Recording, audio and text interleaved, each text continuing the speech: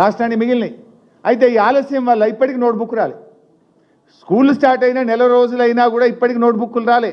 నేను అడుగుతున్నా ముఖ్యమంత్రి, నీ మన్మనికి నోట్బుక్ లేకుండా స్కూల్ తోలుతావా? ఐఏఎస్ అధికారులు మీ మన్మన్ల నోట్బుక్లు లేకుండా స్కూల్కు తోలుతారా? పాపం వీళ్ళు దళిత బిడ్డలు, బీసీ బిడ్డలు, గిరిజన బిడ్డలు, మైనార్టీ బిడ్డలు కనుక నోట్బుక్లు లేకుండా నెల రోజులైనా చదువుకోవాలి. ఏం చదువుకోవాలి? గతంలో చేనేతకు ముందే ఆర్డర్స్ ఇస్తే స్కూళ్ళు స్టార్ట్ అయ్యే నాటికి ఒక జత బట్టలు కుట్టి వాళ్ళకి ఇచ్చే అవకాశం ఉండే. ఇప్పటికి బట్టనే రాలే, కుట్టుడు ఎక్కడిది? ఇంకా వాడు గుజరాత్ వాడు కమిషన్ ఇచ్చిండో లేదో, మీరు పేమెంట్ ఇచ్చిండో లేదో, వాడు బట్ట ఎప్పుడు ఇస్తాడో, నువ్వు కుడతావెప్పుడో ఇస్తావెప్పుడో. అంటే మీ ఉద్దారకం వల్ల పిల్లల జీవితాలు ఖరాబ్ అవుతున్నాయని మా ఆవేదన. పిల్లల చదువులు ఆగమవుతున్నాయి. అరే నోట్బుక్లు రాకపోయాయి, వాళ్ళకి బట్టలు రాకపోయాయి, షూస్ లేవు, టై లేదు, పండుకుందామంటే కింద బెడ్షీట్ లేదు, కప్పుకుందామంటే షెద్దర్ లేదు, ట్రంక్ బాక్స్ లేదు, ప్లేటు లేదు, గ్లాసు లేదు. మీ తప్పుడు చర్యల వల్ల పిల్లల జీవితాలు ఖరాబ్ అవుతున్నాయి అన్నదే మా కన్సర్న్. దీనికోసం మేము మాట్లాడుతున్నాం. మాకేమున్నది ఇలా? ఇది అడగడం తప్ప? ఇది నేరమా? ఇది అడిగిన పాపానికి మా ప్రవీణ్ అన్న సతీమణి ఒక మంచి అధికారిగా పనిచేశారు. నేను మార్కెటింగ్ శాఖ మంత్రిగా పనిచేశాను. సోదరిమణి లక్ష్మీబాయి గారిని ప్రవీణ్ అన్న గట్టిగా గర్జిస్తుండని, ప్రశ్నిస్తుండని, నిలదీస్తుండని వారిని ఇలా ఆగమేఘాల మీద ముఖ్యమంత్రి గారు చెప్పినట్టున్నాడు ఇవాళ పొద్దుగాల ఆర్డర్ ట్రాన్స్ఫర్ చేసేసాను.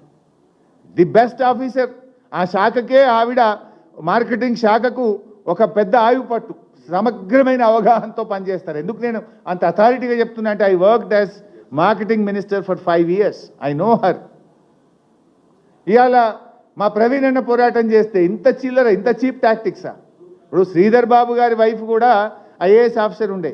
మేము ఎప్పుడన్నా Sridhar Babu is different, is politics, is a politician, ఆయనతో కొట్లాడతాం.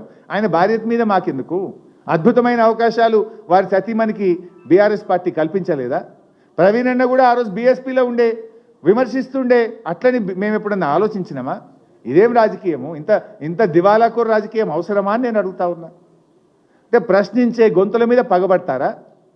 అంటే మీరు చెప్పినట్టు వినకపోతే ఆర్మ్ ట్విస్టింగు, భయభ్రాంతులకు గురి చేయడము, అక్రమ కేసులు పెట్టడము, భద్రత తగ్గించడము, గన్మెన్లను తీసేస్తామనుడు, లేదా బుల్లెట్ ప్రూఫ్ కార్ తీసేస్తామనుడు. అంటే ప్రవీణ్ గారి జీవితాన్ని రిస్కులో పెట్టారు.